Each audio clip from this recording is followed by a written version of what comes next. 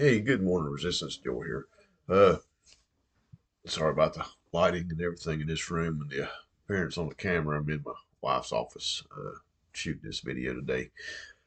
I want to go into something that we run into here just the other day with one of our dogs, Scout, the big pit bull. Uh, we let them out, I mean, they go out in the yard and all that stuff like that and everything, play around.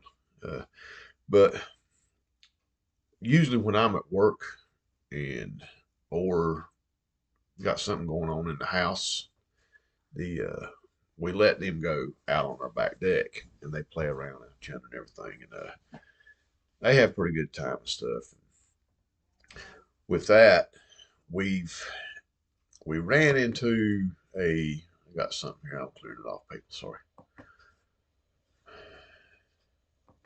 Sorry.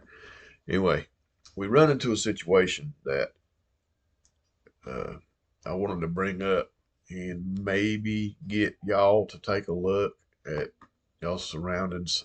I swear this stuff's popping up like crazy. It's blocking my view on a lot of things. Maybe it will be gone. Anyway, uh, what had happened was I've got this holly bush that's beside our deck. Now this thing has grown, and if you've got a holly, you realize these things grow pretty fast.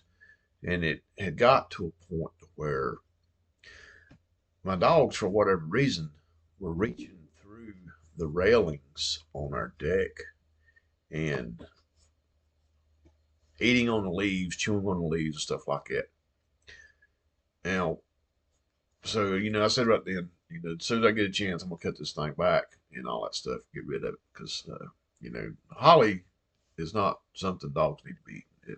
It's toxic, it's poisonous. Uh, Enough of it can kill them. Now,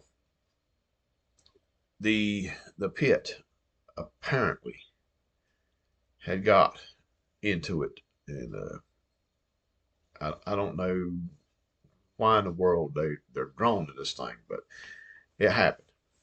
Now, we was not aware of the fact that it did happen, and a few hours later, after he'd come in, he when he eats a lot, and he had his supper, and it wasn't too long after that he started heaving like, and I mean he threw up. He threw up a pretty good bit, and we got that taken care of, cleaned up. And then it happened again, and it was more of a thick. I'm not trying to be disgusting, but more of a thick liquid type thing. Uh, got that cleaned up, and then we noticed he was licking the floor, and I'm like, I've never seen. I Man, this stuff popping up is unreal. I've never seen this type of behavior with the dog before. I mean, he was going along all the edges, everything, just licking and licking. I'm like, what is he doing? Why is he doing this? Well, I got online, done a little bit digging around, and Google's pretty smart. Uh, and it said that this is an activity that dogs can do when they're trying to induce vomiting, when they feel nauseous, and they're trying to activate that gag reflex. He's trying to make himself throw up, to be honest with you. He knew something was wrong.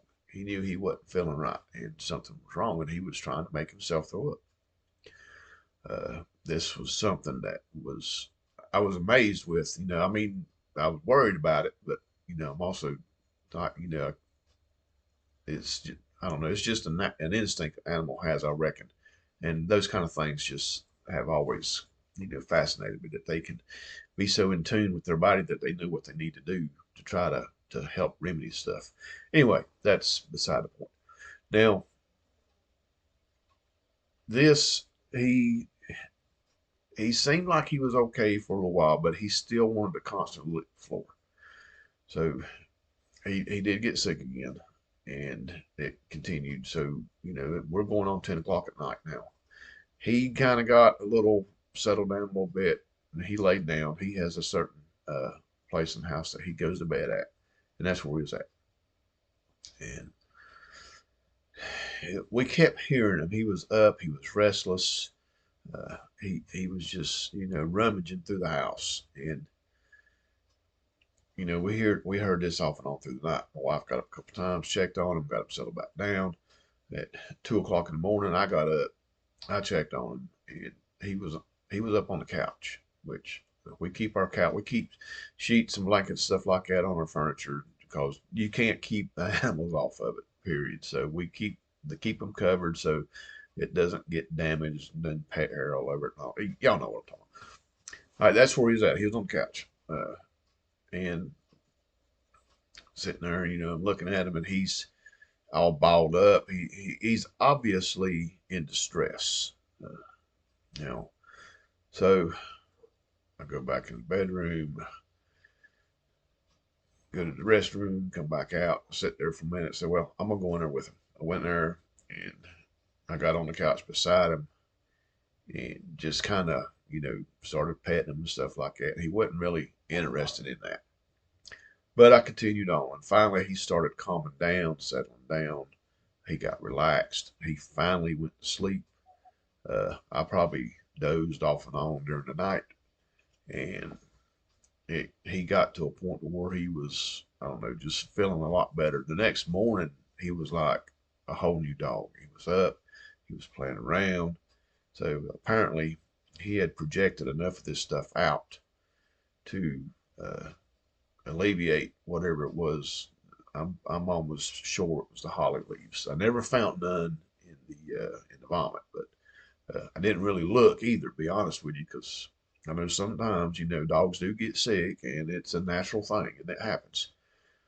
Now I noticed that odd thing to notice that he he did get sick one more time during the night, and as getting this stuff cleaned up and everything, we didn't find it till next morning, but it was full of like sand, small hairs, grit, that kind of stuff, and little pieces of black foam rubber, little tiny pieces. And I got looking, I know where it come from. Our treadmill, we have these these mats up underneath it to stop from damaging the floor. Apparently, he'd been nibbling on that, trying to initiate the gag reflex. Anyway, those are out. Those are gone. Those are actually laying here on the floor behind me because they're not allowed in this room. We may or may not put them back down. Just depends. We'll figure out something on that. But anyway, what I want to do is, y'all, if you have pets, you know, please look at the surroundings and make sure that the plant life around there is not going to be toxic to them if they're the type of pet that gets in there and wants to chew on these kind of things. Some dogs have no use for it. They don't care for it. I mean, they may get out and they may gnaw on some grass and stuff like that. That's a natural thing. It happens. Get online, and if your dog has certain behaviors, certain little ticks that he does or she, get online and see what it is that they're doing and why they're doing it. Learn your dog's issues, I guess. Just don't mark it off. Oh, he's just a dog. Dogs do that. Don't do that. Be a responsible pet owner. Learn what it is that your dog's doing. He may be trying to tell you something. It is just that simple. Uh, I know that from here on out, will anytime my dog does something that is a little odd, I'm definitely going to start hunting and looking. Because, to be honest with you, this could have been really bad. Scout, he could have succumbed to this after I got to digging, about the effects of holly on pets. Uh, Sorry, people. Anyway, in a SHTF situation, you see your pets doing something, it's going to be too late to grab your phone or your computer and hit Google and see what's going on, because it ain't going to be there. I'm talking long-term SHTF people, more of a Teotihuacan event. Uh, as long as the internet's up and you've got power, yeah, you can do what you want. But don't put it off. Look it up, see what's going on, learn your pets. Other than saying, "Oh, this here's Rover," he likes to play fetch and he's a good dog and all that stuff like that. Learn about him. Figure out what it is he's doing and why he's doing it. Get close to him.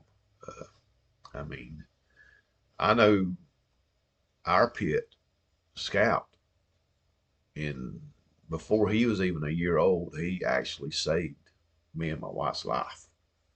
He had for some reason, he's sensitive to certain things. And one thing he's sensitive to is electronic equipment. If you plug in something or turn something on that makes an odd noise or something like that, he's not too, he don't like it. He'll go into another room. He won't have nothing to do with it. Give you an example. Uh, Here recently, bought a electric battery operated leaf blower, something we can use to clean the leaves stuff off the deck and everything. Uh, Plugged the battery charger in, put the battery in it, and it made a little bit of a odd hum noise. Well, he was gone out of the room. He wanted to do it. He looked at it, he checked it out, and that was all he needed to know. He left. He wouldn't even come around it. And now that charger sits on the counter. It doesn't make a noise unless battery's in it, and he'll look up at it and he'll walk by it and he's looking at it the whole time like his thing's going to jump off on his head and attack him. Anyway, that kind of stuff. But what he did uh, was he started barking at an electrical outlet. I mean, he was just rampant about this thing. And I'm sitting over, we're checking it out, we're looking at it. My wife, she puts her hand down there, saying, she was trying to convince Scout, everything's fine, it's good. Well, when she touched that thing, it was very, very warm. So I thought, well, that's not right. Got to looking at it, and the plug-in part of it, we plug stuff in, had a little bit of a discoloration. Well, we cut the power off. I pulled this thing out, and it was completely charred on one side. I mean, it was cooked. This thing was on the verge of creating a fire. I mean, this could have happened in the middle of the night or anything. I mean, it could have been bad for everybody. But, Scout saved the day for us. So Scout gets special treatment, and he always will. Uh, After this little episode, we're starting to be more health conscious about him and our other pets. Scout is overweight. That's going to be taken care of. He is getting, we actually started last night. My wife, she made this big old pot of dog food for him. I mean, it's got rice, chicken, carrots, uh, oh, what else? A scrambled egg. As soon as our blueberries start producing, we're going to put a little bit of that into it. We're trying to locate chunks of pumpkin that we can add to it, green beans, stuff like that. And I'll tell you, he loved it. He had that for supper last night, and he had that for his breakfast this morning. Uh, we may try to incorporate, you know, transferring that food in replacement of his other food. But we also got to think about our other dogs too. And, trying to make a 5-gallon bucket of this stuff, because these dogs like to eat. I'll tell you, they eat. It can be pricey and expensive, but that needs to be regardless. Anyway, I'm rambling on. Y'all have a good day. Check your surroundings. Make sure your pets are safe and they can't get into something that can be bad. Uh, you know, it can be something simple. I mean, that you didn't know or didn't think about could be toxic to your animals. If your animals don't have an interest in chewing on random plants, then I wouldn't be too concerned about it. But see what their ticks are, see what it is that they do, and look up why they do it. See if it's safe for them to be doing that. See if they're trying to tell you something. Anyway, that's it. I'm going to try to do a video uh, here soon about our garden uh, things that we got going on here.